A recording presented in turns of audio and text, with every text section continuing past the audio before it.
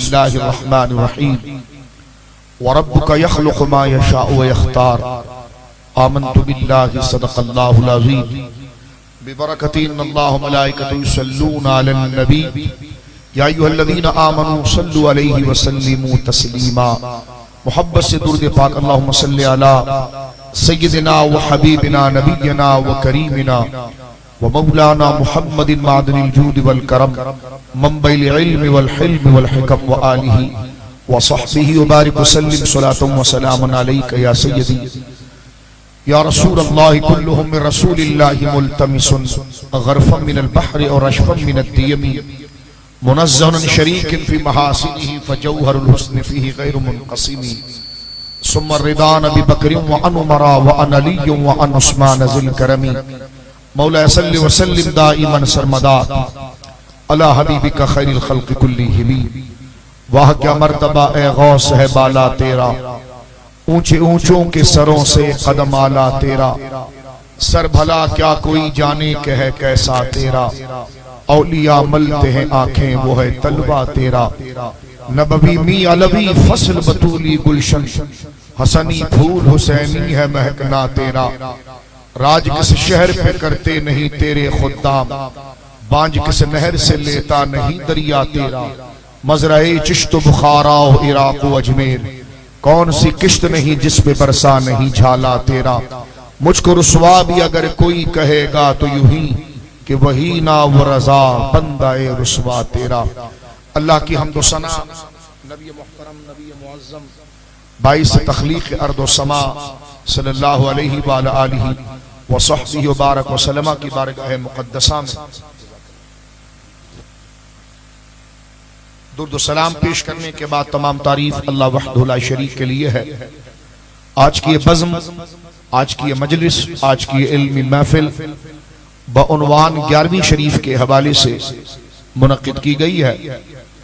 मैं हाफिज आदिल साहब और उनके तमाम रफ़क़ा और हाज़िरान जलसा और महफिल व मजलिस और तमाम इल्मी ज़ौक़ रखने वाले तमाम नौजवान बुजुर्गों को इस जलसे के इनेक़ाद पर समीम क़ल्ब से मुबारकबाद पेश करना चाहता हूँ। मेरे दोस्तों बुजुर्गों, ये रबीउल सानी का महीना जो हज़रत गौसे आज़म रज़ी अल्लाह तआला अन्हु के उर्स मुबारक के हवाले से और 11वीं शरीफ का नाम और टाइटल और उन्वान ही फज़ाइल औलिया और मुहिब्बान इलाही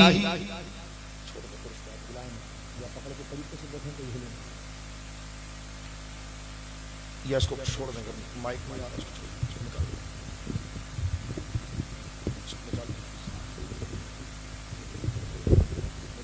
छोड़।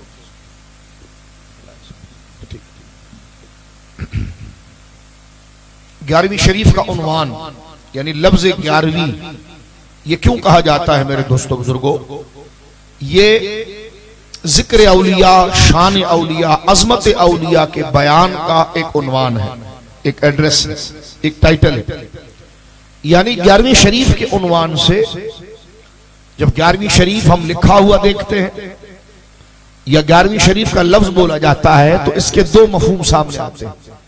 पहला मफहूम यह है कि अजमत औलिया, अल्लाह रब्बुल आलमीन जल्ल व अला ने, हमारे रब ने, अल्लाह रब्बुल आलमीन ने जो औलिया कामिलीन और अपने महबूबों को जो मर्तबा और मकाम अता फरमाया है, तो हम वैसे के मुसलमान के पूरे कुरान को मानते हैं और पूरी कुरान की आयात पर अमल करने के लिए अपने आप को बेदार और तैयार रखते हैं। तो फिर कुरान करीम की वो आयात और अल्लाह रब्बुल आलमीन का अपने पाक कलाम में वो इरशाद जो हजरात औलिया की शान व अजमत से मुतल्लिक है, जब उसको बयान किया जाएगा तो उसका उन्वान होगा 11वीं शरीफ। अब तवज्जो है, हाफिज साहब ने तो मुझे बड़े मौजूद दिए हैं, लेकिन मजमा मुझे इस लायक नहीं लग रहा कि मैं इतनी बाज़ोक बात इसमें कर सकूं। तो मैं हाफिज साहब से माजरत करते हुए जो आपका जहन जिसका तकाजा करता है वो बातें मैं जिक्र करने की कोशिश करूंगा। मेरे दोस्तों बुजुर्गों, बात को जरा समझ लीजिए, हम अहले सुन्नत हैं। तो जिस तरह मिलादुन नबी सल्लल्लाहु अलैहि वसल्लम के हवाले से आपको एक उन्वान पता है, क्योंकि कुछ लोग ये भी कहते हैं कि मिलाद करते हो तो कुछ पता है मिलाद क्या है? गैर नहीं, हमारे अंदर भी कुछ लोग हैं। मैंने कहा ये तो आपकी जिम्मेदारी है ना कि अवाम को बताएं कि मिलाद क्या है, और अगर आपके अंदर इस्तिताद नहीं है तो फिर आप स्टेज को ना संभालें अगर आप नहीं बता सकते। तो इसी तरह 11वीं शरीफ, मिलकर कहिए क्या, मिलकर कहिए क्या, 11वीं शरीफ का जो लफ्ज बोला जाता है ये किस बात के बयान के लिए बोला जाता है, ये किस चीज का एड्रेस और सब्जेक्ट बनता है, ये किस चीज का मौजू बनता है। तो मेरे दोस्तों बुजुर्गों, बड़ी तवज्जो के साथ जो मैं बात कर रहा हूं उस पर गौर करें। मैंने अभी आपकी खिदमत में अर्ज किया कि हम मुसलमान पूरे कुरान पर ईमान रखते हैं। कुरान करीम में नमाजों का बयान भी है, ज़कात का बयान भी है, हज का बयान भी है, रोजे का बयान भी है, ईमानियात का बयान भी है।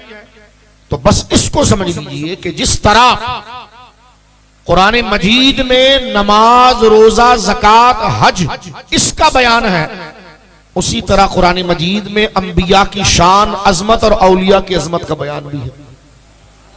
अब जरा तवज्जो रखिए, छोड़ दीजिए, बिल्कुल बात समझ में आ गई आपको? अभी तक आपके चेहरों पर सन्नाटा है। तवज्जो कीजिए और अपने कीमती वक्त को की कदर कीजिए कि मैं क्या बात आपसे करना चाह रहा हूं। मैंने सवाल यहां से आपके सामने छेड़ा है कि 11वीं शरीफ किसको कहा जाता है, क्या कॉन्सेप्ट है 11वीं शरीफ का। तो मेरे दोस्तों बुजुर्गों, इसके दो मफहूम हैं, यानी दो मानों से हम टाइटल नेम 11वीं कहते हैं, सब्जेक्ट उसको 11वीं कहते हैं, मौजू हम उसको 11वीं कहते हैं। किस चीज को? कि जिस मजलिस में, जिस महफिल में, जिस जगह पर अल्लाह रब्बुल आलमीन जल्ला वाला ने अपने कलाम मजीद, कुरान मजीद के अंदर जहां अपने वलियों की शान बयान की है और नबी पाक ने जो अहादीस में अल्लाह के महबूब वलियों की अजमत, उनके मज़ारात, उनकी जात, उनकी करामात और उनकी अहमियत को बयान किया है कि जिनसे ताल्लुक रखना हमारे लिए ईमान के लिए जरूरी है, तो उस मौजू को जो शान औलिया से मुतल्लिक कुरान और हदीस में आया है, जब उसको हम बयान करेंगे तो उसका टाइटल नेम क्या होगा? अजमत औलिया, शान औलिया, या 11वीं शरीफ। समझ गए इस बात? और दूसरा इसका मफहूम यह है 11वीं शरीफ का खास इसका कॉन्सेप्ट यह है कि औलिया की जमात में, अल्लाह के महबूबों की जमात में, अपने दर्जे के अंदर, अपने वक्त में अल्लाह के बहुत बड़े वली हजरत गौस आजम रज़ी अल्लाह ताला अन्हु को जो अल्लाह रब्बुल आलमीन ने उनको दर्जा, मकाम और उनके जरिए जो दीन इस्लाम को फायदा पहुंचा, उनकी जिंदगी को डिस्कस करना 11वीं शरीफ। समझ गए आप? यानी 11वीं शरीफ के दो मफहूम हो गए। एक खास जात गौस आजम को डिस्कस करना कि अल्लाह ने आपको क्या कमालात अता फरमाए, आप किस खानदान में पैदा हुए, आपका इल्म कितना था, आपके मुरीदीन कितने थे, आपके शयूख कितने थे, आपने दीन इस्लाम को कितना फायदा पहुंचाया, अल्लाह ने आपके जरिए दीन को कितनी तरक्की दी। खास आपकी जात को बुनियाद बनाकर बात करना, इसको कहते हैं 11वीं शरीफ। और दूसरा उन्वान ये है कि उमूमी तौर पर अल्लाह के जो सारे वली हैं उनकी शानों को बयान करना, उसको कहते हैं 11वीं शरीफ। इसका तीसरा मफहूम भी निकलता है, तीसरा मफहूम भी निकलता है, और वो ये निकलता है मेरे दोस्तों बुजुर्गों कि हम कोई भी नेक काम जब करते हैं ना, अल्लाह की दी हुई ताकत से और अल्लाह के फजल से, मेरे बच्चों बुजुर्गों बड़ो, तो अल्लाह रब्बुल आलमीन नेकी के काम पर जब कोई बंदा अल्लाह की मर्जी के नेक काम करता है तो रब की जात खुश होती है कि इसने मेरी मर्जी के काम किए हैं, तो अल्लाह अपने फजल से उसको रिवार्ड और अजर अता फरमाता है। अल्लाह का अजर देना वाजिब नहीं है, वो अपने फजल से देता है। यानी इंसान अगर कोई भी नेक काम करे, कुरान की तिलावत कर ले, नफली इबादत कर ले, आसान सी मिसाल, किसी गरीब को खाना खिला दे, किसी गरीब की मदद कर दे, कोई भी भलाई का काम जो अल्लाह के बताए हुए अच्छे कामों में से है, नबी पाक सल्लल्लाहु अलैहि वसल्लम की सीरत और आपके फरमान के मुताबिक है। कोई भी जब कोई मुसलमान अच्छा नेकी का काम करता है तो अल्लाह की जात खुश होकर अपने बंदे को उसका बदल, उसका रिवार्ड, उसका अजर, उसका सवाब अता फरमाती है। तो फिर बंदा ये कहे कि या अल्लाह, ये जो मैंने नेकी के काम किए हैं इस पर जो तू मुझे सवाब अता कर रहा है, ये सवाब मैं गौस पाक को भेज रहा हूं। तो इसको कहते हैं 11वीं शरीफ। ठीक है जी। यानी 11वीं शरीफ के मेरे बड़े बुजुर्गों, बच्चों, दोस्तों, 3 माने हमने बयान किया। इसी पर हमारा मुबाहिसा है, इसी पर हमारा मुनाजरा है, यही अहले सुन्नत का दावा है और यही हमारा मकसद है जो खुल के मैंने आपको बता दिया कि जब 11वीं शरीफ का लफ्ज बोला जाता है, अगर कोई हमसे पूछे 11वीं क्या है, आप कहेंगे जिक्र अजमत औलिया है। कोई कहेगा 11वीं क्या है, आप कहेगा 11वीं उस मजलिस, उस महफिल, उस बात का टाइटल और उन्वान है जिसमें अल्लाह के वलियों की शान बयान की जाती है। फिर वो पूछे 11वीं क्या है, तो फिर आप कहिए कि हुजूर शेख अब्दुल कादिर जिलानी रहमतुल्लाह अलैह की बायोग्राफी, आपकी जिंदगी, आपके कमालात, कि आप हसनी थे, आप हुसैनी थे, आप वलियों के सरदार थे, अल्लाह ने आपको बहुत बड़ा मकाम दिया। तो आपकी जिंदगी के कमालात को बयान करना 11वीं शरीफ, दूसरा मफहूम। और तीसरा मफहूम 11वीं शरीफ का क्या है मेरे बुजुर्गों, दोस्तों सुन लीजिए अच्छी तरह से ताकि अपने अकीदे को आप समझ लें। मैं उर्दू जबान में बड़े सादा अंदाज में ठहर ठहर कर, तोड़ तोड़ कर, खुलासे के साथ आपके सामने पेश कर रहा हूं। अपना अकीदा सीख लीजिए। ये जलसा नहीं, ये मदरसा है। हम अपने अकीदे और दीन को सीखने आए हैं। तो 11वीं शरीफ का तीसरा माना ये बनता है कि इंसान मोमिन, अल्लाह का नेक बंदा, कोई भी काम जो अल्लाह की मर्जी के मुताबिक करे तो अल्लाह हर नेक काम करने वालों को अजर अता फरमाता है। तो वो ये कहे कि या अल्लाह, मैंने जो ये नेक काम किया, किसी गरीब को खाना खिलाया, कुरान की तिलावत की, दुरूद पाक पढ़ लिया, कुरान शरीफ पढ़ लिया, नफिल पढ़ लिए, फला नेक काम कर लिया, या अल्लाह यकीनन तू नेक काम करने वाले के अजर को जाया नहीं करता। अपने फजल से, अपनी मेहरबानी से तू अपने बंदों को उसका रिवार्ड, उसका अजर, उसका इवज, उसके बेनिफिट अता फरमाता है। तो या अल्लाह, जो तूने मुझे बेनिफिट दिया, जो तूने मुझे इस नेकी के काम पर अजर दिया, मैं ये शेख अब्दुल कादिर जिलानी रहमतुल्लाह अलैह की हुजूर पेश करता हूं, ये सवाब उनकी बारगाह में पेश करता हूं। तो इसको कहते हैं 11वीं शरीफ। तवज्जो है आपकी। ये 3 मौजू मैंने आपके सामने पेश किया। अब मैं इसको तोड़ तोड़ के बयान करता हूं। 11वीं शरीफ का पहला हमने नाम, पहला उन्वान, उर्दू आप समझ रहे मेरी।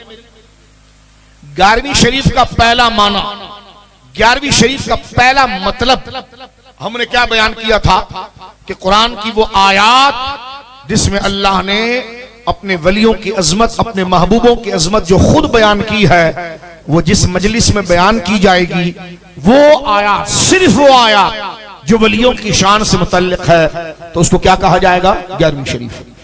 मसलन आप गौर करें, आप में से कोई खड़ा होकर कहे, शाह साहब अगर हम कुरान की वो आयतें पढ़ें जो नमाज के बारे में है और उसको समझे, हम कुरान की आयतें पढ़ें जो रमजान के रोजे के बारे में है और सारे मसले को समझे, तो बताइए शाह साहब फिर उस महफिल को क्या कहेंगे जिसमें हम नमाज, रोजा, ज़कात, हज की आयतें पढ़ें और उसके मसाइल को पढ़ें कि कैसे अदा की जाती है, कैसे अदा होती है? तो मैं कहूंगा फिर उस मजलिस को कहेंगे दर्स फिक़ा।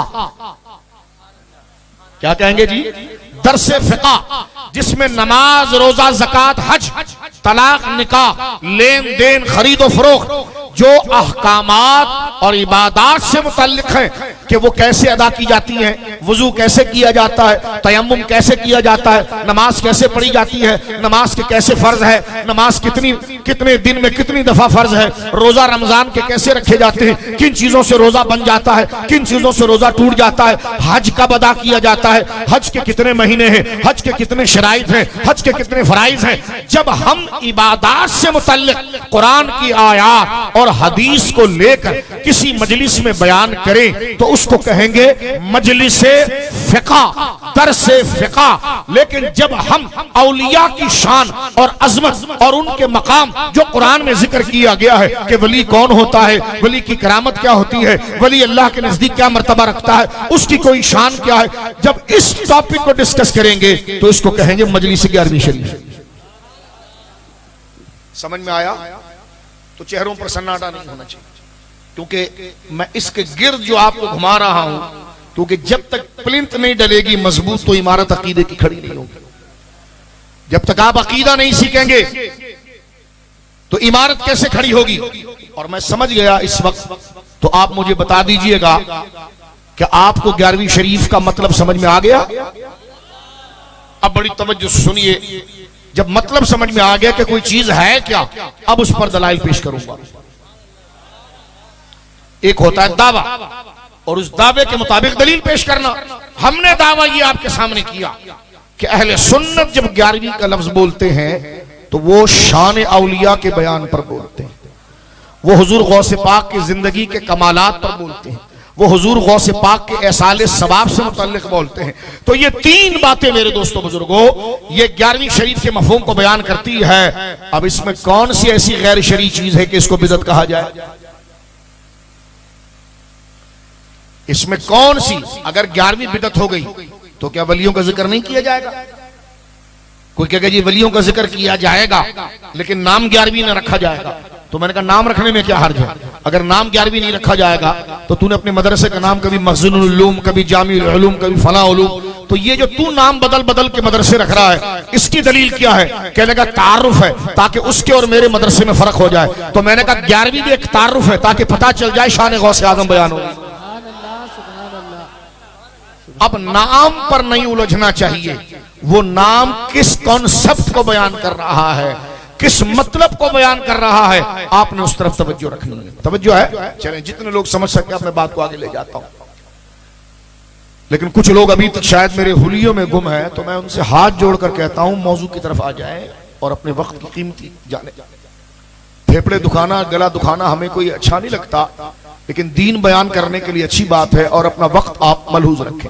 अब तक मैंने आपके सामने जो बात की मेरे दोस्तों बुजुर्गों, मैंने पहले कहा ये मदरसा लगा है, जो आप 8 साल मदरसे में तालीम हासिल करके अकीदा सीखते हैं वो 11वीं शरीफ और मिलाद शरीफ के 1 घंटे की तकरीर में आपके सामने पेश कर दिया जाता है, ताकि मजीद तालीम के लिए फिर आप अपना जरिया आगे बढ़ाएं। 11वीं शरीफ का मतलब समझ में आ गया? अब आइए, पहला मतलब मेरे दोस्तों बुजुर्गों 11वीं शरीफ का, मेरे दोस्तों बच्चों, मैंने ये आपके सामने पेश किया था कि 11वीं कहते हैं, 11वीं का मतलब, और 11वीं कहते हैं ऐसी मजलिस को, ऐसी महफिल को, ऐसी बात को जिसमें शान औलिया बयान है। तो इस पर मैं सिर्फ एक ही आयत पढ़ूंगा ताकि आगे के दोनों मौजू को हम मुकम्मल करें। और कीजिए, मैंने सूरह यूनुस से आपके सामने एक आयत पढ़ी, वरना कुरान में मेरे बड़े भाइयों बुजुर्गों कई आयात वलियों की शान है। इतनी बड़ी आयत, अलखिल्लाहु यौमइज़िन बादुहुम लिबादिन अदुव्व इल्लल मुत्तकीन। अल्लाह फरमाता खबरदार, कयामत के दिन, कयामत के दिन, डे ऑफ जजमेंट, कयामत के दिन हर गहरे से गहरा दोस्त जो दुनिया में दोस्त था वो कयामत के दिन गहरा दुश्मन हो जाएगा, इल्लल मुत्तकीन, मगर जिसने मेरे वलियों से दोस्ती की हो। सुभान अल्लाह, सुभान अल्लाह। यानी क्या कह रहा है कुरान? कुरान मजीद ये कह रहा है कि जो हम दुनिया में दोस्ती रखते हैं ना, दुनिया की दोस्ती, कारोबार कर लें, फला कर लें, फला कर लें, जिससे दीन का कोई ताल्लुक नहीं होता, और माज़अल्लाह वो दोस्ती होती हमारी गुनाह पर है कि नमाज का टाइम में दोनों दोस्त को कह रहे जी बैठ जा, बैठ जा।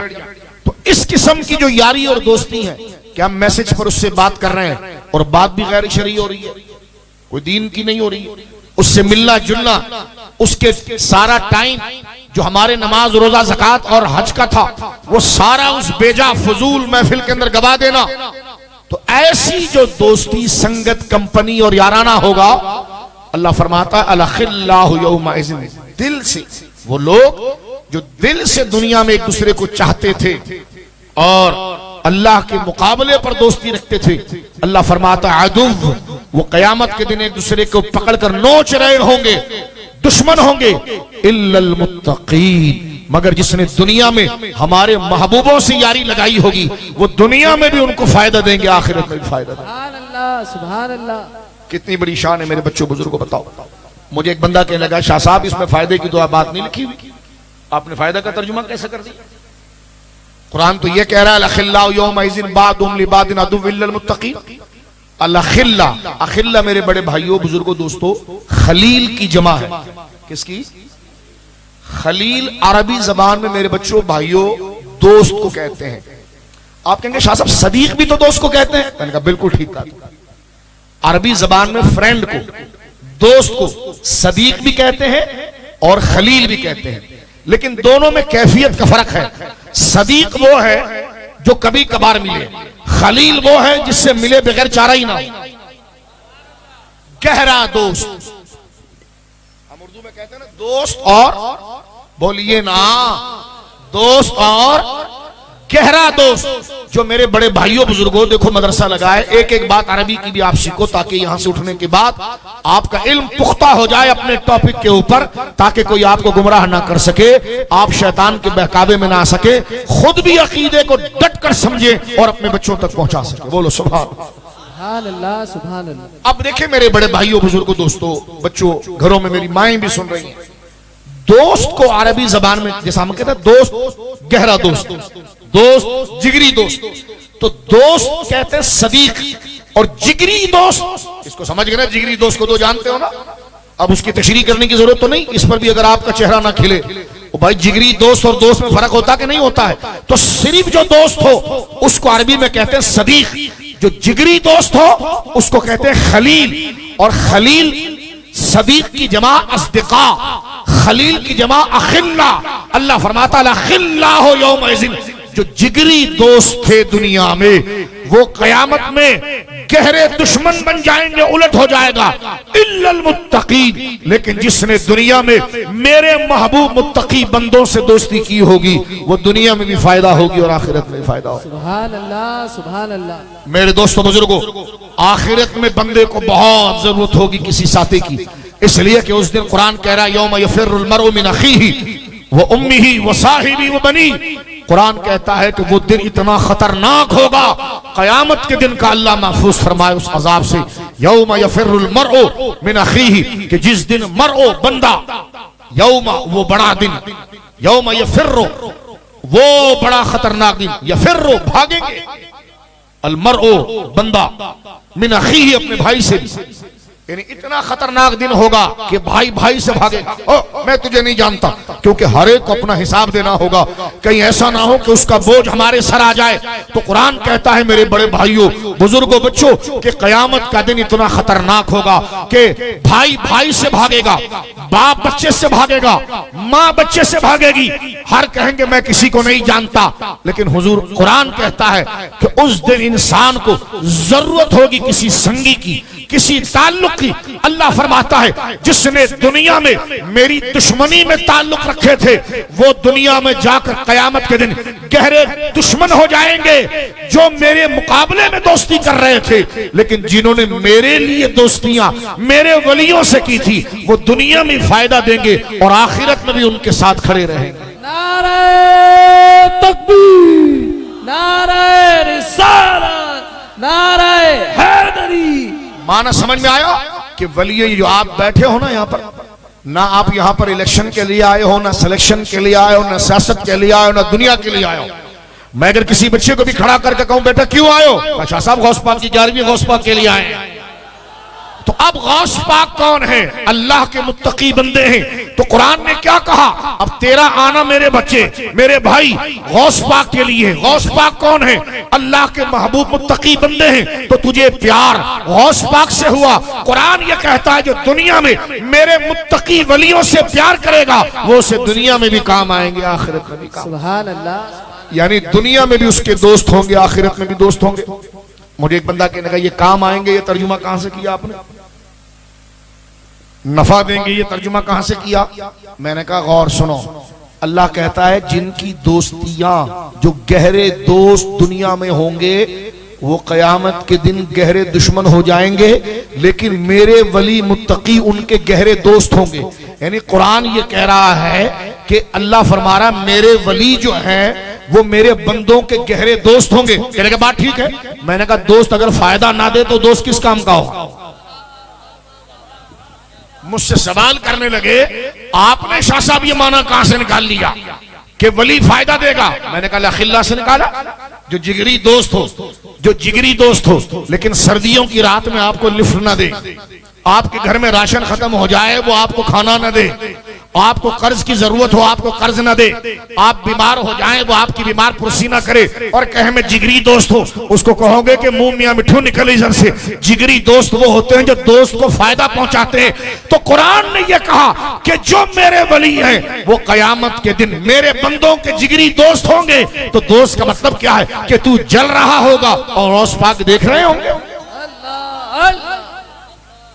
तो बच्चों आया तो कुरान किस आयत में देखो 11वीं शरीफ कहते किसको है? औलिया की शान के बयान को देखो। अल्लाह के सच्चे कुरान ने कितनी बड़ी बात करी। मुझे कहने लगे वली का तर्जुमा कहां से लाया? तो मैंने कहा मुत्तकीन से। तो कहा मुत्तकी? तो मैंने कहा मुत्तकी वली नहीं होता। ये अजीब बात है, मुत्तकी वली नहीं होता। हाँ, कुरान ने क्या कहा? वली कौन? फरमाया अल्लज़ीना आमनू व कानू यत्तकून। अल्लाह फरमाता वली वो है जो मुझ पर ईमान लाए और तकवा इख्तियार करे। तो यहां जो अल्लाह फरमा रहा है वली होता ही मुत्तकी है। और कुरान ने क्या कहा? अलखिल्लाहु यौमा इज़िन बादुहुम लिबादिन अदु। आसान सी आयत है, ज़बानी याद कर ले। अलखिल्लाहु यौमा इज़िन बादुहुम लिबादिन अदु। अलखिल्ला गहरे दोस्त, यौमा इज़िन उस दिन, बादुहुम लिबादिन एक दूसरे के बाज मुकाबले में, अदु गहरे दुश्मन हो जाएंगे। इल्लल मुत्तकीन, मगर जो मेरे महबूबों से यारियां करेगा, जो मेरे महबूबों का आदर करेगा, गुंबद वाले, मजार वालों, गौसे आजम, दाता साहब, चार यार, पंचतन पाक, साहबा, अहले बैत, इनसे मोहब्बत करेगा। अल्लाह फरमाता कयामत के दिन अलखिल्ला ये उसके गहरे दोस्त बन जाएंगे। सुभान अल्लाह, सुभान अल्लाह, सुभान अल्लाह। ये आयत के नजारे मलीर वालों तुम कयामत के दिन अपनी आंखों से देखोगे, क्योंकि कुरान कह रहा है यानी वली जो है औलिया वो कयामत के दिन अखिल्ला हो जाएंगे, गहरे दोस्त हो जाएंगे। और अगर गौस पाक हमारे कयामत के दिन गहरे दोस्त बन गए तो हम गिर रहे होंगे तो वो देखकर हंसेंगे, तो फिर गहरे दोस्त कैसे? हमें आग में फेंका जा रहा होगा वो खुश हो रहे होंगे, तो गहरे दोस्त कैसे? तवज्जो है। तो इस आयत में औलिया की शान बयान की। तो जिस बयान में, जिस जगह पर, जिस महफिल में वलियों की शान बयान की जाए उस महफिल को क्या कहते हैं? पक्का माना याद है, उस महफिल को कहते हैं 11वीं शरीफ। ठीक है जी, एक आयत। अच्छा, अब दूसरी मैं आयत मुख्तसर से इसका तर्जुमा करता हूं क्योंकि वो खुतबे में मैंने पढ़ी। मशहूर आयत, अला इन्न औलिया अल्लाह ला खौफुन अलैहिम वला हुम यहज़नून अल्लज़ीना आमनू व कानू यत्तक़ून लहुमुल बुशरा फिल हयातिद दुनिया व फिल आखिरह ला तब्दील लिकलिमातिल्लाह ज़ालिका हुवल फौज़ुल अज़ीम। कल भी मैंने इसकी तशरीह की, लेकिन आज एक नई तशरीह आपके सामने पेश करता हूं। अल्लाह क्या फरमाता है? अल्लाह फरमा रहा है अला खबरदार, मेरे बंदो खबरदार हो जाओ, इन्ना बेशक औलिया अल्लाह है जो मेरे महबूब वली है। बोलो ना सुभान अल्लाह। ये अल्लाह का कलाम है, उस रब का कलाम है जिसने इस आसमान को बनाया है, उस रब का कलाम है जिसने जमीन को बनाया। ये वो कलाम है ज़ालिकल किताबु ला रैब फीह, जिसमें शक की जगह नहीं। ये वो किताब है हुदल लिल मुत्तकीन, जो हिदायत देती है परहेजगारों को। तो हिदायत में एक हिदायत है वलियों की शान का सुनना, क्योंकि ये कुरान में ही जिक्र हुआ है। सुभान अल्लाह, सुभान अल्लाह। गौर से सुने क्या फरमाया अल्लाह, कैसे शान बयान करता है। फरमा अला, मैं एक एक लफ्ज तोड़ तोड़ के बयान करता हूं ताकि आपको अरबी के हवाले से इसका माना भी समझना है। अला खबरदार, इन्ना बेशक, औलिया अल्लाह है जो अल्लाह के दोस्त हैं। खबरदार हो जाओ, बेशक जो अल्लाह के दोस्त हैं, ला खौफुन अलैहिम, उन पर कोई खौफ नहीं है, वला हुम यहज़नून, ना वो कयामत के दिन गमगीन होंगे। अल्लज़ीना, अल्लाह के वली वो हैं, आमनू जो उस पर ईमान लाते हैं, वकानू, अल्लज़ीना आमनू वकानू यत्तक़ून, और उसके अहकाम पर अमल करते मुत्तकी होते हैं।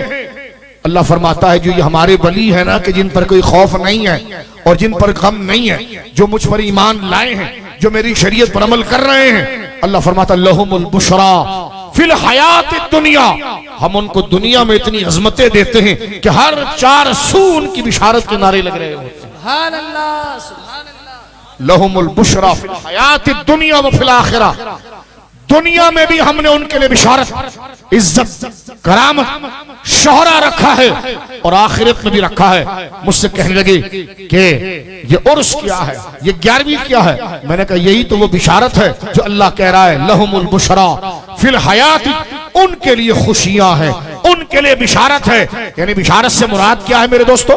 आपको अगर ये कह दिया गया कि रात दिन आपने जो मेहनत की थी आपको बेनिफिट मिल गया, आप एग्जाम में पास हो गए, तो आप मुंह लटकाओगे या खुशी से झूमने लगोगे? तो ये मुंह लटकाना सोग है, खुश हो जाना बिशारत है। तो अल्लाह कहता लहुमुल बुशरा फिल हयात दुनिया व फिल आखिरा, मेरे वली वो हैं जिनके नाम का जश्न दुनिया में भी है और आखिरत में भी। सुभान अल्लाह, सुभान अल्लाह।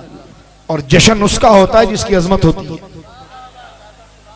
और जिसकी अजमत बयान हो उसी को 11वीं कहते हैं। और जश्न के बयान को उर्स कहते हैं, जश्न के बयान को भी 11वीं कहते हैं। अल्लाह फरमाता है दुनिया में, तवज्जो करना, दुनिया में भी और आखिरत जिसमें कोई किसी का काम नहीं आएगा, लेकिन अल्लाह फरमाता उस दिन भी उनके लिए बिशारत शोरा और उनका जश्न होगा। बोलो सुभान अल्लाह। ये जो गुंबदों में आराम फरमा रहे हैं ना, उनकी शान अल्लाह बयान कर, ये वलियों की शान, हजरत सैयदना अब्दुल्ला शाह गाजी की शान, हजरत लाल शाहबाज कलंदर की शान, सैयदना सच्चर सलमस कलंदर की शान, हुजूर सैयद अब्दुल लतीफ भटाई की शान, हजरत दाता गंज बख्श अली अजमेरी की शान, मेरे आका सरकार बाबा फरीद की शान, मेरे आका निजाम मिल्लत ख्वाजा निजामुद्दीन औलिया की शान, मेरे आका हजरत गरीब नवाज की शान, मेरे आका बख्तियार काकी की शान, मेरे आका सरकार गौसे आजम की शान, मेरे आका हजरत मुजद्दिद अल-फिसानी की शान, मेरे आका हजरत सैयदना इमाम अहमद रजा की शान, सहाबाए किराम की शान, अहले बैत की शान। मुंह बंद ना रखना, बोलना सुभान अल्लाह। सुभान क्या फरमा लहुमुल बुशरा फिल हया, मदरसा लगा हुआ है लहुमुल बुशरा फिल हयात दुनिया, लहुम हुम, उन सब के लिए बिशारत है, फिर दुनिया, दुनिया में भी, और फिल आखिरा, और आखिरत में भी। आगे अल्लाह क्या कहता है? ये टेम्पररी नहीं है, ला तब्दील लिकलिमातिल्लाह, अल्लाह के कहे हुए और दिए हुए मकाम और जुमले कभी तब्दील नहीं होते।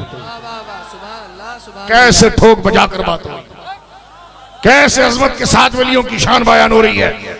ला तब्दील लिकलिमातिल्लाह, हो मेरे बंदो सुनो, जो मैंने वलियों को शान दी है ना, ला तब्दीला लिकलिमातिल्लाह, अल्लाह के कहे हुए ये बात बदलेगी नहीं। ज़ालिका हुवल फौजुल अज़ीम, जान लो ये हमारे वलियों की बहुत बड़ी कामयाबी है। सुभान अल्लाह, सुभान अल्लाह। मैं इस पर, ये तो तर्जुमा मैंने आपके सामने मफहूम बयान किया, फिर किसी वक्त इसकी तशरीह बयान करेंगे मजीद, लेकिन यहां एक जुमला मैं बयान करना चाहता हूं।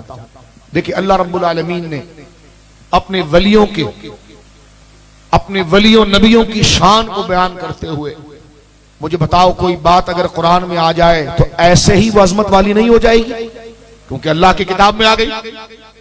तवज्जो करना जरा, क्योंकि जो बात अल्लाह करे वही तो अजमत वाली है भाई। जिसकी बात अल्लाह करे वो इज्जत वाला नहीं तो फिर कौन इज्जत वाला?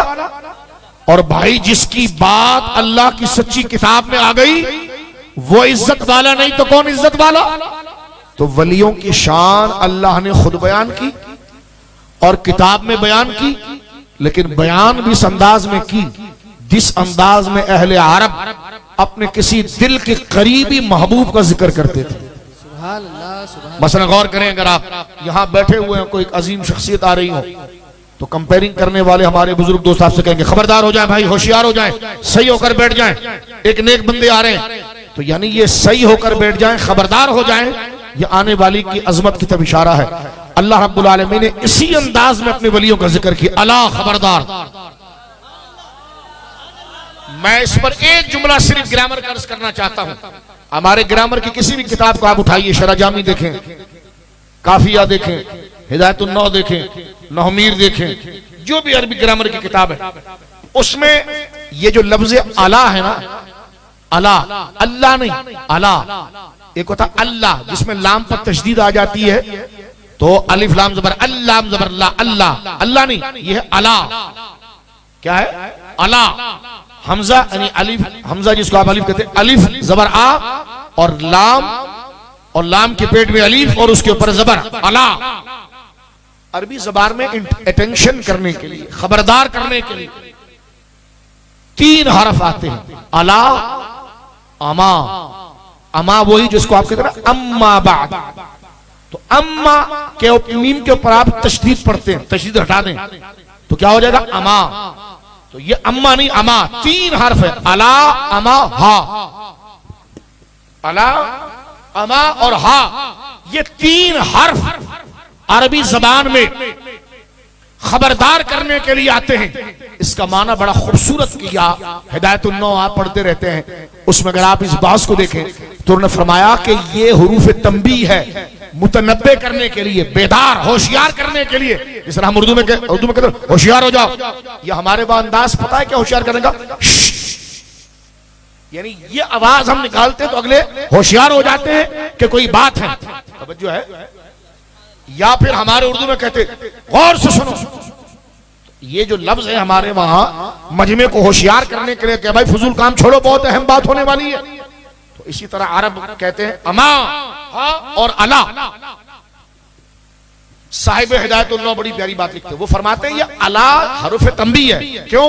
ये कलमे के शुरू में क्यों आता है, ये सेंटेंस के शुरू में क्यों आता है, ये जुमले के शुरू में क्यों आता है? देखो आयत अला से शुरू हो रही है, आयत ऐसी नहीं शुरू हो रही कि औलिया अल्लाह ला खौफुन अलैहिम, आयत शुरू हुई अला इन्ना औलिया अल्लाह है।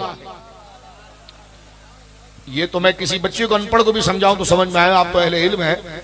आज देखो मदरसा लगा है, इसमें अरबी ग्रामर भी सीख लो, अरबी का तर्जुमा भी सीख लो, कुरान भी सीख लो, अहले सुन्नत का अकीदा भी सीख लो।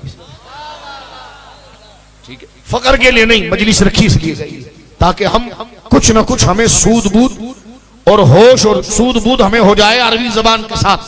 सुनिए मेरे दोस्तों, साहिब हिदायतुन नौ लिखते हैं li अल्लाह यफूतहु शैउम मिनल कलाम, फरमाया हुरूफ तंबी लाया इसलिए जाता है कि बात इतनी कदर वाली होती है, सुनने वाले को बेदार किया जाता है। li अल्लाह यफूतहु शैउम मिनल कलाम, ताकि वो कलाम, वो जो बात आ रही है वो इतनी अहम है, उसमें से कोई एक हिस्सा भी उससे फौत ना हो जाए। उर्दू समझे? यानी ये जुमला, ये हर्फ अला लाया इसलिए जाता है li अल्लाह यफूतहु शैउम मिनल कलाम, ताकि जो बात की जा रही है वो इतनी अहम है, उसकी अहमियत को अला के हर्फ के साथ बयान किया जा रहा है, ताकि सुनने वाले को मुतनब्बे, बेदार, होशियार कर दिया जाए। li अल्लाह यफूतहु शैउम मिनल कलाम, ताकि वो मजबूत और जरूरी बात में से कोई भी हिस्सा उससे रह ना जाए। सुभान अल्लाह, सुभान अल्लाह। तो अब ये पूरी आयत जो अला इन्ना औलिया अल्लाह मैंने पढ़ी है ना, तो ये पूरी आयत में वलियों की शान इतनी बयान की गई है कि उसको बयान करने से पहले अल्लाह ने हमें टेंशन और मुतनब्बे की, अला खबरदार हो जाओ, क्योंकि आगे जो बात आ रही है उसमें से कोई जुमला तुम्हारे सुनने से रह ना जाए, वरना बड़े महरूम हो जाओगे। फरमाया अला खबरदार इन्ना औलिया अल्लाह, मेरे जो महबूब है ना उन पर कोई खौफ है ना गमगीन हो। सुभान अल्लाह, सुभान अल्लाह। मेरे बड़े भाइयों बुजुर्गों बच्चों बताओ, जिसके जिक्र में खुदा इतना एहतमाम करे वो बंदे कितनी शान वाले होंगे? बोलो ना सुभान अल्लाह। जिनके जिक्र में अल्लाह इतना एहतमाम करे वो बंदे कितनी शान वाले होंगे।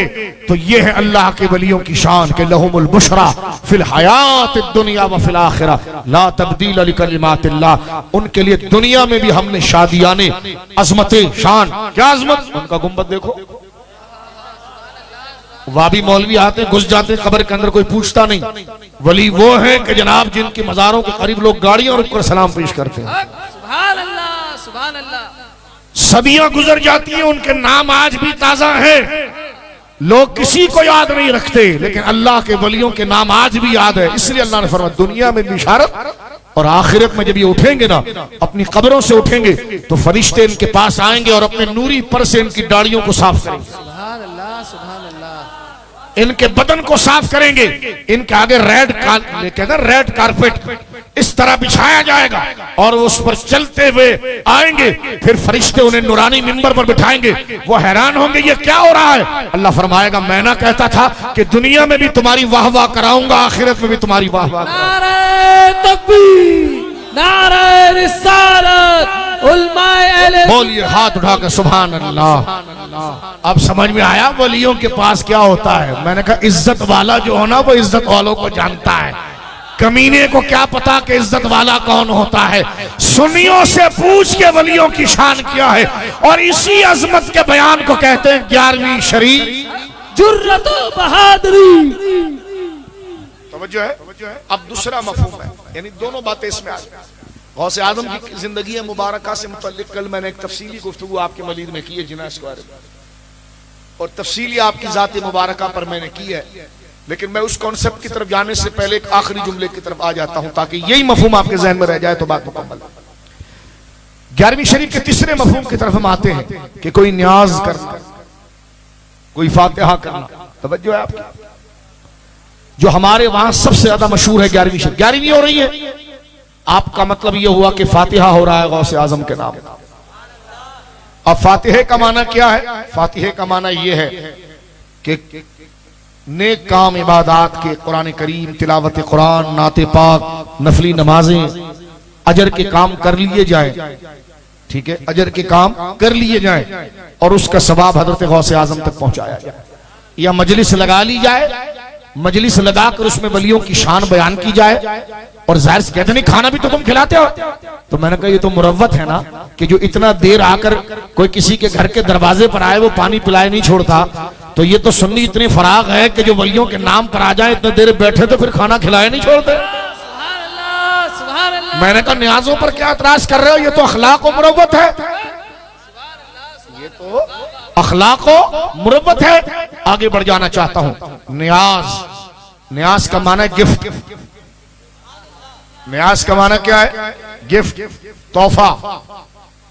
मसलन अगर कोई आम आदमी मर जाए ना तो हम कहते हैं कि जी हमने ये सूरह फातिहा शरीफ पढ़ी है, उसकी रूह को बख्श दिया, क्योंकि उसका मर्तबा कम था इसलिए बख्श दिया की बात नहीं, हमने आसान कर दिया उसको। लेकिन जब अल्लाह के नेक बंदे होते हैं तो ये बख्शने के लफ्ज की बजाय कहा जाता है न्याज पेश की। क्या कहा जाता है? तो ये न्याज असल में है साले सवाब, ये नजर शरई नहीं है, क्योंकि नजर शरई अल्लाह के अलावा किसी के लिए जायज नहीं। नजर शरई अल्लाह के अलावा किसी के लिए जायज नहीं। नजर शरई और ये है नजर उर्फी। बस मैं इसको आसान करता हूं। नजर उर्फी ये है कि अल्लाह अगर मेरा फला काम हो गया तो मैं गौसे आजम के नाम पर इतने चावल बांट दूंगा, इतने गरीबों को खाना खिला दूंगा। यह नजर उर्फी, यानी मुराद क्या है? मुराद उसका यह है कि ऐसाले सवाब करूंगा, और इसकी अदायगी जरूरी भी नहीं। सिर्फ गौस पाक के नाम के साथ की जाए ये भी जरूरी नहीं। नजर शरीफ वो है जिसमें हर चीज मुतय्यन होती है, और वो अल्लाह रब्बुल आलमीन, वो सरासर इबादत है। ये जो लफ्ज बज़ाहिर नजर का कहा जा रहा है, लेकिन इससे मुराद नजर वो शरई नहीं है, उर्फी है, और इससे मुराद ऐसाले सवाब है। सुभान अल्लाह। आप कहेंगे शरई और उर्फी का क्या मतलब? मैंने कहा जैसे ईद का दिन आप देखें, ईद के 2 दिन हैं, ईद उल फितर और ईद उल अदहा। ईद उल फितर शरई ईद है, यानी शरई ईद बमाना खुशी का दिन है। शरई एतबार से क्या मुराद है कि उस दिन रोजा रखना हराम है, उस दिन भूखा रहना हराम, उस दिन खाना पड़ेगा, शरई फर्ज है। एक बात। दूसरी बात है कि उसकी एक नमाज मुतय्यन है, उसका एक दिन मुतय्यन है। तो जिसका दिन मुतय्यन है, नमाज मुतय्यन है, उसका सवाब मुतय्यन है, उसके सारे शराइत और कवायद मुतय्यन है, वो शरई है। लेकिन अहले अरब के जो लोग हैं ना, उनके घर में जब शादी होती है तो अपने शादी के कार्ड के ऊपर भी ईद लिखते हैं। जैसा अभी आप गूगल पर सर्च करेंगे तो सऊदी अरब का इंडिपेंडेंट डे जो आया, आजादी का दिन, तो उन्होंने उसको भी उन्होंने ईद का, ईद उल वतनी। तो हमने पूछा कि भाई ये ईद उल वतनी क्यों लिखा? उसने कहा कि अरबी जबान में ईद ऐसी खुशी को कहते हैं जो लौट कर आए, क्योंकि ईद बनाए औद से, औद का माना है लौट कर आना। तो ईद ऐसी खुशी को कहते हैं कि जो लौट कर आए। तो ये वो ईद नहीं है जो बकरा ईद और रमजान ईद है, ये ईद खुशी के माने में है, हमारे कल्चर के माने में है, तो उर्फी है। तो लिहाजा जहां औलिया के लिए नजर बोला जाता है, ये शरई नहीं, हमारे कल्चर के अंदर एहसाले सवाब को नजर कह दिया जाता है। सुभान अल्लाह, सुभान अल्लाह। अब वह भी अंधे कितनी वजाहत करूं। अभी अगर तू उसको शिर्क है तो तुझ पर लानत ना भेजे तो करें क्या फिर, कि फिर भी तुम उम्मत के लोगों को मुशरिक और काफिर कहते हो और कहते हो कि जनाब जो है कि औलिया के। तो अब मैं आपको बताता हूं, ये लफ्ज हमारे उलमा ने अपनी किताबों में लिखा। तोहफा इस्ना शरी के अंदर इमाम अहले सुन्नत शाह अब्दुल अजीज मुहद्दिस देहलवी रहमतुल्लाह अलैह, आला हज़रत का नाम नहीं ले रहा हूं, शाह अब्दुल अजीज साहब का नाम ले रहा हूं। और ये किताब अहले सुन्नत और रवाफिस के दरमियान मुकदमा है। तोहफा इस्ना शरी शाह अब्दुल अजीज मुहद्दिस देहलवी, क्योंकि ये बात तो हक है मेरे दोस्तों। हज़रत शाह अब्दुल हक मुहद्दिस देहलवी रहमतुल्लाह अलैह फरमाते हैं, एक बंदा कहने लगा मैंने वली बनना है, मैंने वली बनना। तो एक है वली की जाहिरी उसकी सूरत और शराइत, फॉर्मेलिटी एक जाहिरी है। मसलन आप गौर करें कि आप एक जगह नौकरी के लिए गए, उस नौकरी के लिए आपको ग्रेजुएट होना चाहिए या कोई खास डिग्री हो, वो तो मस्त है ना, नेसेसरी, वो तो जरूरी है। लेकिन आप गए तो जरूरी नहीं कि आपको नौकरी मिल जाएगी। नौकरी मिलने के लिए आपको कुछ और खूबियां भी इस डिग्री के साथ चाहिए। आपका लिबास कैसा है, आपका बोलचाल कैसा है, आपका तजुर्बा कैसा है, आपका मिजाज क्या है। अब ये डिग्री से अलग चीज है, तवज्जो है। इसी तरह वली बनने की जो नेसेसरी, लेकिन अगर उसके बाद डिग्री ना होती और तजुर्बा होता तो उसको तो दफ्तर में घुसने नहीं देते। वो कहे जी मुझे तजुर्बा बहुत है, मशीन में चला सकता हूं। उनका तजुर्बा अपने पास रखो, तुम्हारे में डिग्री है, तालीम है, तुम ग्रेजुएट हो या जो भी तालीम है तुम्हारे पास। किसी की मैथमेटिक्स बहुत अच्छी हो और वो चार्टर्ड अकाउंटेंट बनना चले जाए, उसको कहा जाए कि एसएससी की आपके सामने कोई सनद है, कहेगा नहीं। का आप चार्टर्ड अकाउंटेंट सीए का आपके पास सर्टिफिकेट है, कहेगा नहीं, लेकिन सारे काम में सीए वाले कर सकता हूं। तो मुझे बताओ उसको दफ्तर में घुसने देंगे? क्योंकि पहली चीज है तवज्जो करना, पहली चीज है डिग्री, पहली चीज है डिग्री। उस डिग्री से भी नौकरी नहीं मिलती। आपका इंटरव्यू होता है, उस इंटरव्यू में आपके लिबास को, आपके बोलचाल को, आपके डिसिप्लिन को, ठीक है जी, आपके डिसिप्लिन को, और फिर साथ में आपके तजुर्बे को देखा जाता है। इसी तरह वली बनने के लिए जो चीज नेसेसरी है वो है शरीयत की पाबंदी, नमाज, रोजा, ज़कात, हज, दाढ़ी, सुन्नत का पाबंद। लेकिन ये होने के बावजूद भी वली बन जाए, डिग्री होने के बावजूद भी अगर नौकरी मिल जाए जरूरी नहीं, लेकिन डिग्री के बगैर आपको दफ्तर में घुसने नहीं देंगे। तो वली बनने के लिए सबसे पहली चीज तो शरीयत पर अमल है कि आपके चेहरे पर दाढ़ी हो, नमाजें आपकी मुकम्मल हो, आप हराम कामों को के करीब ना जाते हो, मकरूह तहरीमी को छोड़ देते हो, यहां तक कि कराहियत से भी बचते हो, और अमल पर आते हो तो फर्ज है, मुस्तहबात पर भी अमल कर लेते हो। ये है, लेकिन फिर भी आप वली बना दिए जाए जरूरी नहीं।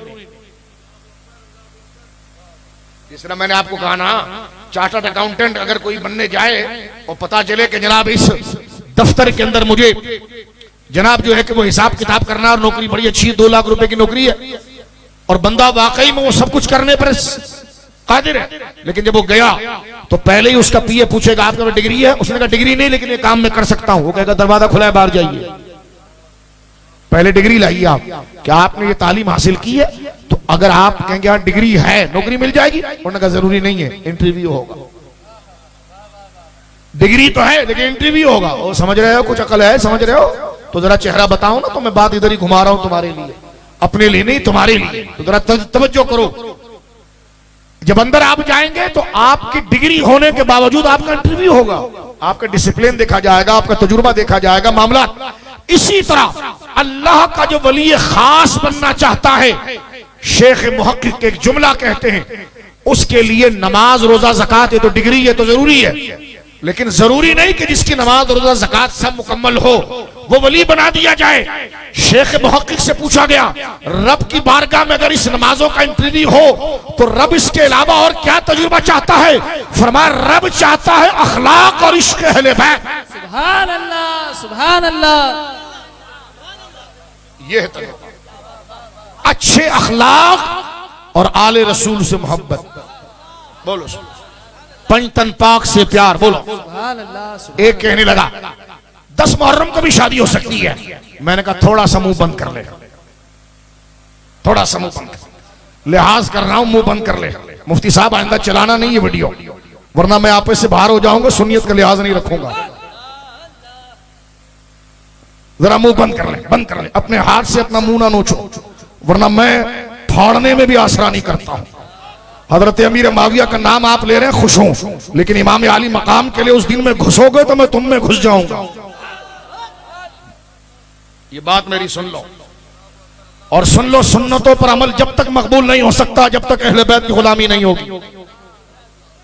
सैयद अगर इनकिसारी करे तो जूता हमारे मुंह पर ना रखना, करोड़ आवाम भी जमा कर लो, सैयद के जूते तक भी नहीं पहुंच सकते तुम।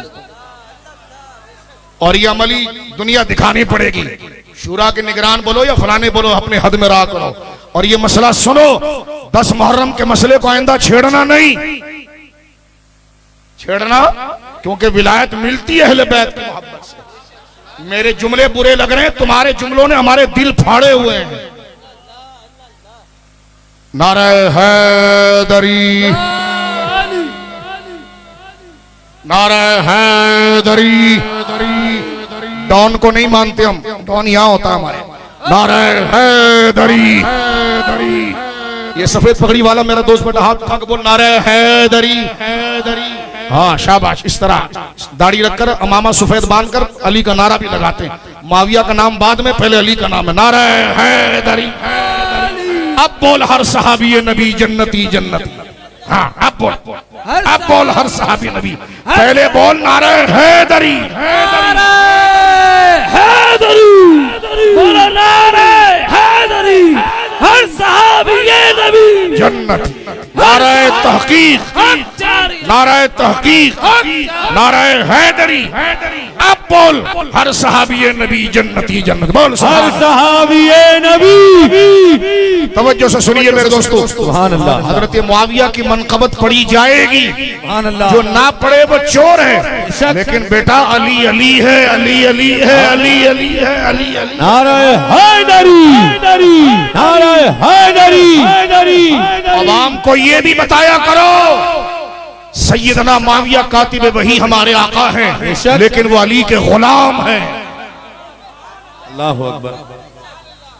सैयदना मुआविया कातिब वही है जो उनके खिलाफ ताना जने राबजी है, लेकिन वो गुलाम है, खादिम है, नौकर है अली के। अली अली है, अली अली है, अली अली है, अली। चलो आगे, ये वजाहत मैंने करनी थी, मेरे जमीन पर भारी थी, और ये मैंने आपके सामने की। तवज्जो है आपकी, गौर कीजिए मेरे दोस्तों बुजुर्गों, और यहां पर तवज्जो करना, तवज्जो करना मेरे भाइयों। वली बन जाए, नमाज रोजा ज़कात हज लाजमी है। कोई कहे मैं अहले बैत से मोहब्बत करता हूं, नमाज़ें नहीं पढ़ता, अब जब डिग्री नहीं है तो तजुर्बा क्या ला रहा है? समझ रहे हो? ये भी बेइत्तेदाली है। नहीं नहीं, मैं अहले बैत से बड़ी मोहब्बत करता हूं, गाड़ी मुंह पर नहीं करे। मैं अहले बैत से बड़ी मोहब्बत करता हूं, रमजान का रोजा तूने नहीं रखा। मैं अहले बैत से बड़ी मोहब्बत करता हूं, हज तूने फर्ज होने के बावजूद नहीं किया। मैं अहले बैत से बड़ी मोहब्बत करता हूं, नमाज का वक्त नमाज में पढ़ा। तो तजुर्बा क्या लाया?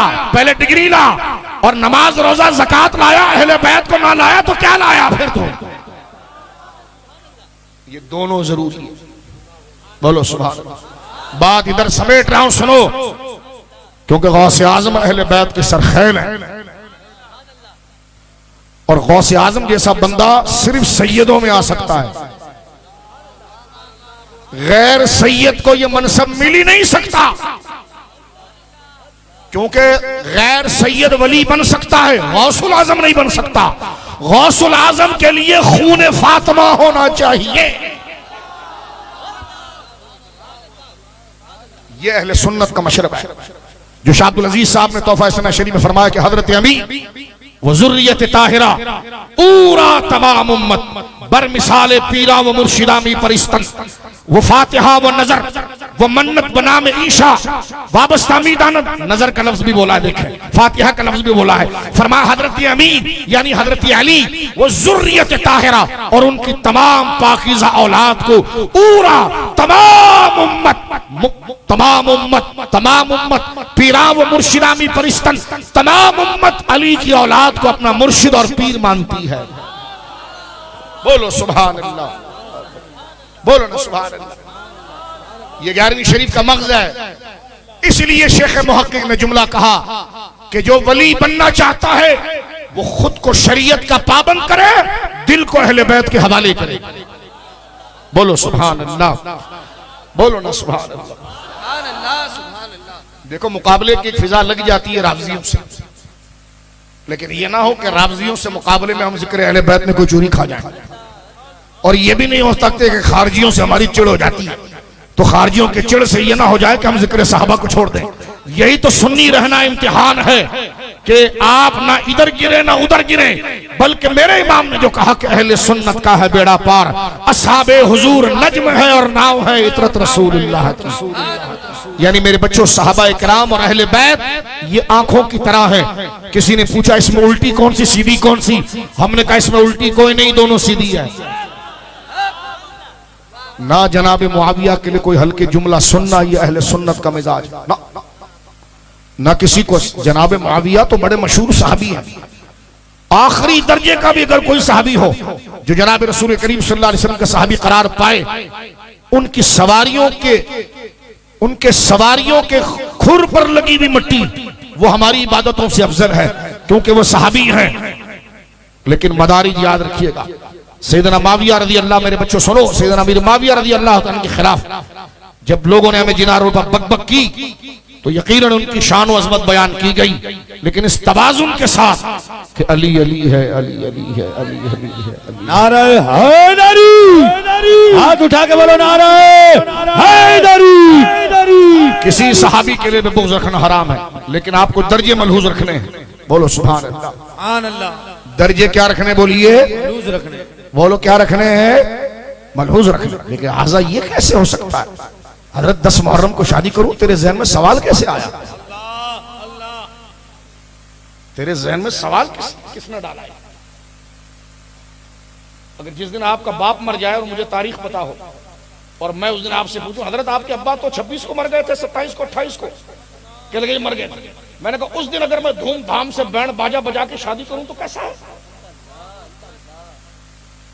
हुसैन जन्नत का बादशाह है। अल्लाह अल्लाह।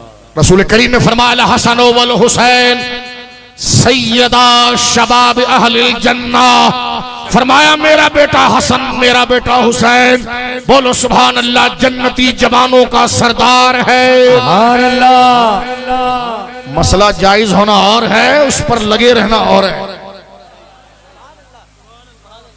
मसला जायज होना और, क्योंकि ये कच्चे ज़हन है, ये कच्चे ज़हन है, तवज्जो है, ये कच्चे ज़हन है, इनके सामने बयान करेंगे तो अज़मत अहले बैत गिरेगी। तवज्जो है, अज़मत अहले बैत गिरेगी। अल्लाह अकबर। तो तवज्जो से सुनिए मेरे दोस्तों बुजुर्गों, बात को मैं यहां समेट रहा हूं। 11वीं शरीफ का मकसद अज़मत औलिया और बात खत्म। और पता है गौस की 11वीं बंदे को कैसा रंगती है? क्या बात है मुर्शिद, क्या बात है? गौस आज़म की 11वीं साले सवाब पर मैंने आपके सामने बात कर दी है, लेकिन ये कहते नहीं 11वीं इसलिए हराम है कि तुम कहते हो गौस पाक के नाम का चावल। तो मैंने कहा जब तू कह रहा होता कि कर्नल का चावल, कर्नल का बना, तो उस वक्त तो कोई कुफर नहीं होता। कहते वो तो मार्केट में कई बनास्पति है, कई गोया के चावल हैं, तो कर्नल का नाम तारुफ के लिए है। तो मैंने कहा ऐसाले सवाब तो कईयों के होते हैं, गौस पाक का नाम भी इंट्रोडक्शन के लिए। कुर्बानी के दिन 4 बकरे ले आए, मैंने कहा किसके? कह लगे ये मेरी बेगम का, ये मेरे अब्बा का, ये मेरा है। मैंने कहा तीनों नहीं, चारों अल्लाह के, तेरे कहां से आ गए? अबे तेरे कहां से आ गए? कहते नहीं गैर खुदा की तरफ कोई बात ले जाए ना तो वो शिरक हो जाती है। तो मैंने कहा बकरा तो अल्लाह का था, तू कह रहा मेरा है। कह लगे नहीं हजरत, इससे मुराद इसका सवाब मुझे पहुंचेगा।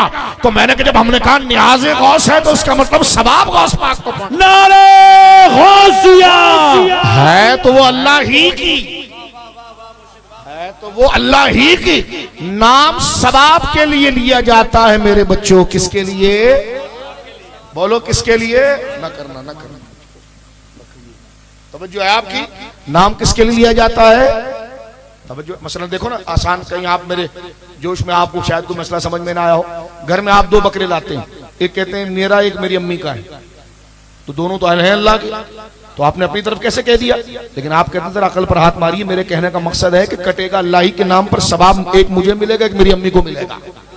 तो मैंने कहा यही तो हम कह रहे हैं कि जब हम ये कहते हैं गौस पाक की गायें हैं, तो इसका मतलब ये होता है कि कटेगी अल्लाह ही के नाम पर सवाब गौस पाक को पहुंचेगा। क्या बात है मुर्शिद, क्या बात है, वाह वाह वाह। तो ला कर ऐलान क्या करो, गौस पाक के नाम पर लाया, क्योंकि बात बिल्कुल सही है। और तू उसका नतीजा बदल रहा है, तो नतीजा बदल रहा है तो फिर हम तो तपाएंगे और हम कहेंगे जी किसकी गाय है? गौस पाक की है। किसकी है जी? गौस पाक की है। बोलो ना सुभान अल्लाह। किसकी है जी? पंचतन पाक की है। किसकी जी है जी? चार यारों की है। किसकी है जी? रसूलुल्लाह के सहाबा माविया की है रज़ी अल्लाह, सरकार के सहाबा। तो क्या मतलब? नाम होता है तारुफ के लिए, क्योंकि मैंने बार बार अभी आपको कहा कि नेकी का काम करने से अल्लाह अजर देता है। अजर आप जिसकी तरफ फेरेंगे उसका नाम आपको पता होना चाहिए। तो जब आप जानवर लाए और आपने कहा ये गौस पाक की गाय है, क्या मतलब? कि कटेगी अल्लाह के नाम पर और सवाब गौस पाक को पहुंचेगा। जिस तरह आपने कहा मैं दो बकरे लाया, एक मेरा, एक मेरा अम्मी का।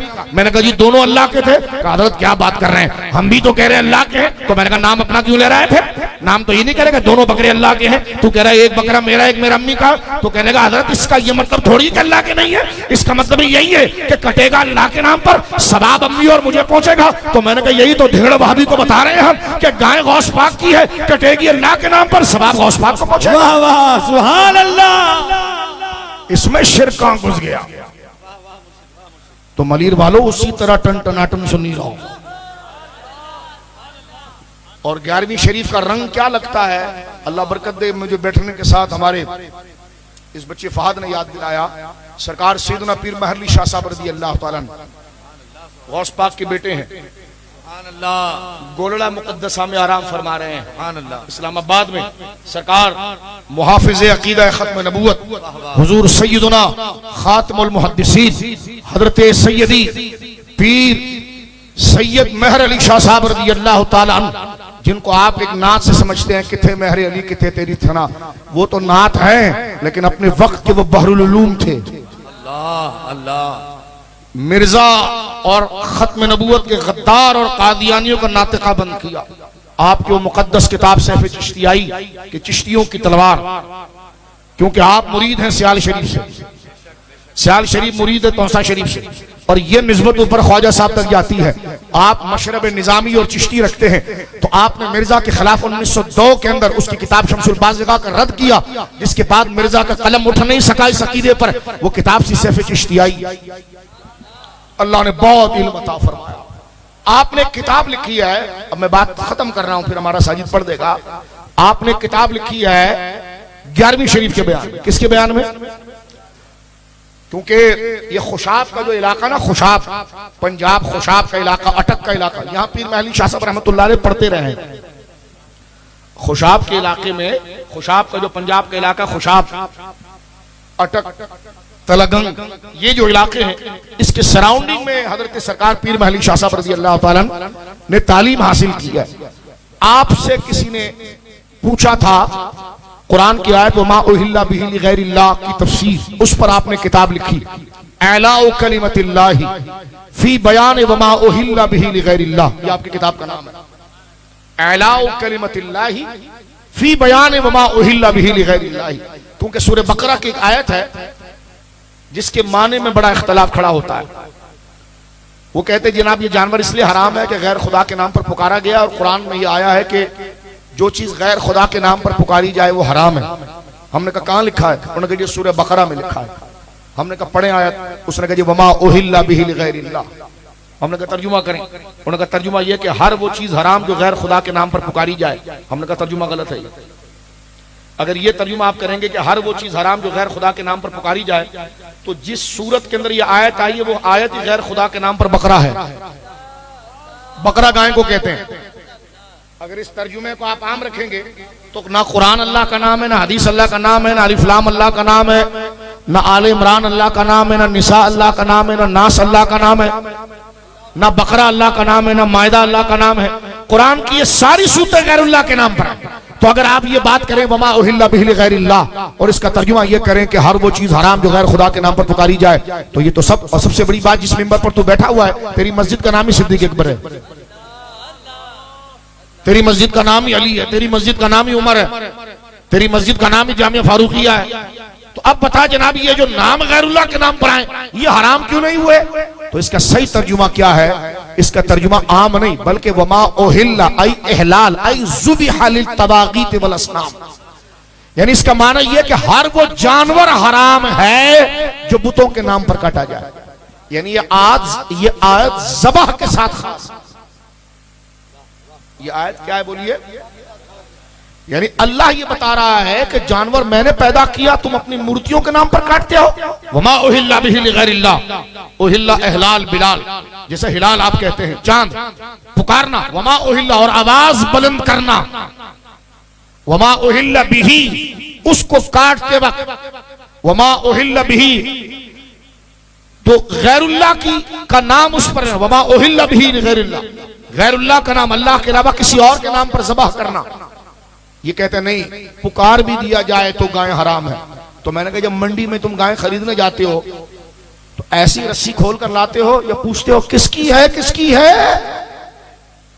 तो वो बाड़े वाला बोलता है मेरी है मेरी है। तो मैंने कहा जानवर तो पुकार लिया गैर पर, ये थोड़ी उससे सब बोलते अल्लाह की है अल्लाह की है। तो कहा मैं अल्लाह का बंदा और रस्सी खोल रहा हूं, ऐसा तो नहीं होता। अब तुम ये तर्जुमा कर रहे हो कि जो जानवर जिस पर पुकार दिया जाए तो हराम है। तो यहां तेरे से जब पूछा गाय किसकी है, कहने अम्मी की, हमने कहा हराम हो गई क्योंकि गैर के नाम पर पुकारी गई ना, अम्मी खुदा तो नहीं। दो बकरे ले आए, किसके जी? मेरे और मेरे बीवी के। मैंने कहा दोनों हराम हो। कहने लगे क्यों? मैंने कहा खुद तुमने तर्जुमा किया था, जो जानवर गैर खुदा के नाम पर बुलाया जाए हराम। कहने लगे नहीं नहीं वो ज़बाह का। मैंने कहा यही हम कह रहे हैं, ज़बाह के वक्त जब छुरी फिरती है उस वक्त सिर्फ अल्लाह का नाम लिया जाए। आला हजरत ने एक बहुत जबरदस्त सवाल का जवाब दिया फतह काजी खान से। अब देखें आप मेरा मतलब समझ रहे हैं, एक है नाम का मंसूब होना, नाम का मंसूब होना तारुफ के लिए है गौसे आज़म, लेकिन वो ज़बा होगा अल्लाह के नाम पर। अगर किसी ने ज़बा करते हुए कहा गौसे आज़म के नाम पर, जानवर मुर्दार होगा। जानवर को ज़बा करते हुए कहा रसूलुल्लाह के नाम पर, जानवर हराम है, क्योंकि ज़बाह के वक्त अल्लाह का नाम होगा, क्योंकि वो इबादत है, खून बहास इबादत है, ताज़ीम है। वो खुदा के अलावा किसी के लिए खून बहा नहीं हो सकता। हाँ, जब आपने इबादत कर ली तो इबादत का सवाब पहुंचेगा। फिर आपने कहा ये गौस पाक की रूह को पहुंचे। क्या मीठा किया, वाह वाह वाह। समझे मेरी बात आप? आला हज़रत इमाम अहले सुन्नत से किसी ने एक सवाल किया कि एक, यानी समझाने के लिए फतह काजी खान में, कि एक पंडित ने अपने मंदिर में एक बकरा अपने बुत के नाम पर पाला। तवज्जो है, एक पंडित ने अपनी मंदिर में बकरा बुत के नाम पर पाला और मंदिर में जितने चढ़ावे आते थे वही बकरे को खिलाता था और यही कहता था कि मैं ये काली माँ की बलि दूंगा। अब आप देखें, बकरा खरीदा काली माँ के नाम पर और वो पला मंदिर के अंदर, खाया उसने मंदिर का चढ़ावा। एक मुसलमान रात को गया, रस्सी खोल कर ले आया और बिस्मिल्लाह अल्लाहु अकबर कह के छुरी चला दी। आला हज़रत सवाल हुआ कि जानवर हराम है कि हलाल है? देखे वो खरीदा गया, पाला गया बुतों के नाम पर, रहा मंदिर के अंदर, खिलाया उसको बुतों का चढ़ावा और नियत ये थी कि जब ये तगड़ा हो जाएगा तो इसको बुतों के नाम पर ज़बा कर दिया जाएगा। एक मुसलमान ने उसकी रस्सी खोल कर ज़बा कर दिया। आला हज़रत ने लिखा ज़बा अगर अल्लाह के नाम पर हो गया तो जानवर तो हलाल है, लेकिन मुसलमान को चोरी करना जायज नहीं। वो एक अलग फैल है, वो एक अलग काम है, चोरी नहीं करनी चाहिए थी उसको। लेकिन जो उसने छुरी फेर के ज़बा कर दिया है तो ज़बा उसी वक्त हलाल हो गया कि जब उस पर अल्लाह का नाम लिया। सुभान अल्लाह। यानी उसका जमान तो दिलाएगा काजी कि जनाब वो पैसे मुसलमान उसको देगा, क्योंकि इंसाफ तो इंसाफ है, कज़ा तो कज़ा है, लेकिन समझाना ये आपको है सिर्फ कि आप गौर कीजिए मेरे दोस्तों बुजुर्गों कि वो बुत पला था, वो बकरा पला था, मंदिर में खाया मंदिर का माल और काली माँ के लिए वो पला, लेकिन मुसलमान ने छुरी फेर दी अल्लाह के नाम से तो हलाल हो गया। तो पता चला हर वो जानवर हराम है जो गैरुल्लाह के नाम पर ज़बह किया जाए, सिर्फ मंसूब और तारुफ में वो जानवर हराम। ये मैंने डिटेल इसलिए समझाई कि पीर महली शाह साहब ने इस आयत की सही तफसीर के लिए किताब लिखी थी। तकरीबन 200 सफ़ों के करीब आपकी ये किताब है कि एलाउ कलिमतिल्लाहि फी बयान वमा उहिल्ला बिही लिगैरिल्लाह। इस आयत की तफसीर इसमें एक वाकया नकल किया है जिस पर मैं तकरीर खत्म करूंगा कि गौस पाक की 11वीं से रंग कैसा लगता है। क्या बात है, क्या बात, बोलो सुभान अल्लाह, सुभान अल्लाह। रंग कैसे लगता है जरा तवज्जो कीजिए मेरे दोस्तों। हजरत पीर महली शाह साहब रहमतुल्लाह अलैह की उम्र बहुत छोटी थी। तवज्जो है आपकी? आप अपनी इस किताब, अब तवज्जो करें ना करें हम अपने दिल की बात करते हैं। 1.5 घंटे से मैं तुम्हारी तवज्जो इधर ला रहा था, अब जरा तवज्जो करो कि हजरत सरकार पीर महली शाह साहब रहमतुल्लाह अलैह अपनी इस किताब एलाए कलिमतुल्लाह में लिखते हैं कि मैं खुशाब के इलाके में एक मदरसे में पढ़ता था और जब मेरा दरसे निजामी और पढ़ाई आलिम कोर्स मुकम्मल होने लगा, क्योंकि वो शुरू से जाहिर सी बात है अल्लाह के वली थे, तो उनके दिल में यह ख्याल आया कि यार मैं मदरसे नहीं जाऊंगा, मैं जब आलिम बन गया ना पूरा तो मैं किताबें पढ़ाऊंगा नहीं, जंगलों में जाऊंगा, अल्लाह का जिक्र करूंगा। ये आपके दिल में ख्याल आया। लेकिन ये ख्याल कब आया? जब पीर महली शाह साहब अपने घर से पैदल चलते हुए मदरसे की तरफ आ रहे थे। आप फरमाते हैं कि जब मैं मदरसे की तरफ आ रहा था पैदल चलते हुए तो मेरे दिल में ख्याल आया, ऐलान तो मैंने नहीं किया, दिल में ख्याल आया कि अगर मैं मुकम्मल आलिम हो गया तो मैं पढ़ना पढ़ाना तकरीर नहीं करूंगा, मैं जंगलों में जाकर गुमनाम होकर अल्लाह की इबादत करूंगा। कहते मैं रास्ते में ये सोचते हुए आ रहा था तो हमारे उस्ताद जी के पास एक बाबा जी आते थे, सफेद दाढ़ी थी उनकी। उनकी आदत ये थी कि वो एक दुम्बा साल के शुरू में खरीदते थे, पूरा साल उसको पालते थे, खिलाते थे और 11वीं के दिन उसको गौस पाक के नाम पर एहसाले सवाब के लिए ज़बह कर देते थे। सुभान अल्लाह, समझ गए? कहते जब मैं ये चलता हुआ आ रहा था ना मदरसे की तरफ तो मेरे दिल में ये ख्याल आया कि मैं अगर आलिम बन गया और मैं जो है कि पढ़ाऊंगा नहीं, तकरीर नहीं करूंगा और मैं जंगलों में चला जाऊंगा, तो मेरी नजर उस बाग में पहुंची कि दूर वही बुजुर्ग अपने उस दुम्बे के साथ जिसको वो गौस पाक के नाम पर पालते थे उससे वो खेल रहे हैं और बहुत दूर वो थे मुझसे। कहते जब मैं करीब हुआ ना तो मेरे करीब होते हुए तो मुझे कान में उनकी आवाज आई कि वो कभी उससे इतना प्यार करते थे कि गोद में उठा लेते थे और कहते थे कि मेरे गौस का लेला, यानी बकरी के बच्चे को पंजाबी में लेला, मेरे गौस का लेला। कभी उसको कंधे पर बिठाते थे, कभी उसको चूमते थे, कभी उसको प्यार करते थे।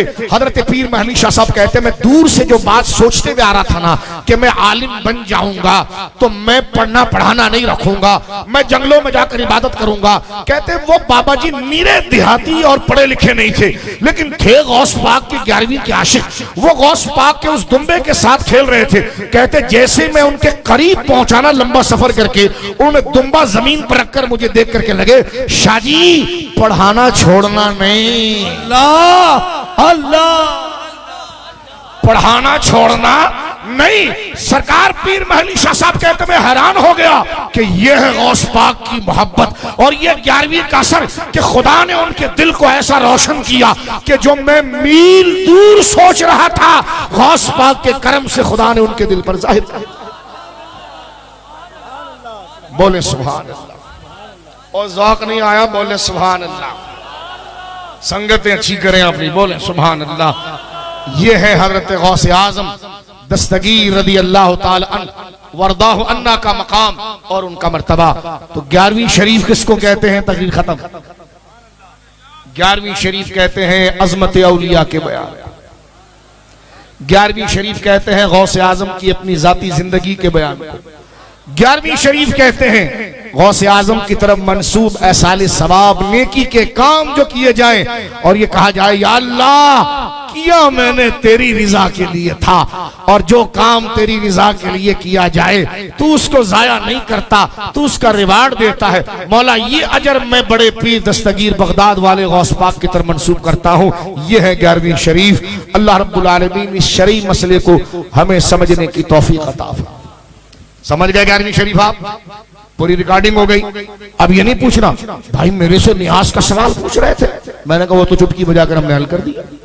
बल्कि मैं आपको एक बात बताऊं, मैं न्यू कराची में किसी जमाने में था 93-94 में, तो हमारे मस्जिद के सदर थे, W11 चलाने वाले ड्राइवर थे हमारे कुरैशी भाई, अकरम भाई, कुरैशी भाई। कुरैशी होते बड़े आशिक, जो गोश्त का काम हमारे दोस्त करते हैं ना, तो वो कुरैशी बिरादरी वहां पर थी। तो मेरे दोस्तों बुजुर्गों, उनको कोई भाभी पकड़ के ले गया उनको, और उनको कहने लगा भाई अकरम, कहने लगा जी भाई, कहने लगा भाई तुम न्याज करते हो, न्याज गौस पाक की? कहने लगा हाँ। कहा अल्लाह की किया करो। उसने कहा बे अल्लाह तो बेनियाज है। तवज्जो है, हालांकि वो बेनियाज और माने में है, लेकिन मुझे आकर कहने लगे शाह साहब मुझे पकड़ के ले गया था खुर्रा, जो अंदाज कुरैशियों का खुर्रा ले गया था। तो मैंने कहा क्या किया करम भाई? कहने लगा गौस पाक की न्याज मत दिया कर। तो मैंने कहा आपने क्या कहा? उसने कहा अल्लाह की दिया कर। मैंने कहा अल्लाह भी न्याज है भाई। और वो इतने सादे बुजुर्ग थे, उनका एक लतीफा मैं सुनाऊं। उनके एक तबलीगी रायमंडी पकड़ के लेकर गया, कहने लगा करम भाई चलो जरा अल्लाह रसूल की बात सुने। कहने लगा अबे भाई तौबा करो, अल्लाह रसूल की बात क्या करें, जब बात कर रहे होंगे तो हम क्यों सुनेंगे? यानी इतने सादा थे। तो जो है यानी वो ये समझ रहा था कि अल्लाह रसूल जब बात करे तो हम बीच में क्यों जाए? बोला अजीब आदमी बोला ना तुम यार, अल्लाह रसूल बात करे और हम सुने।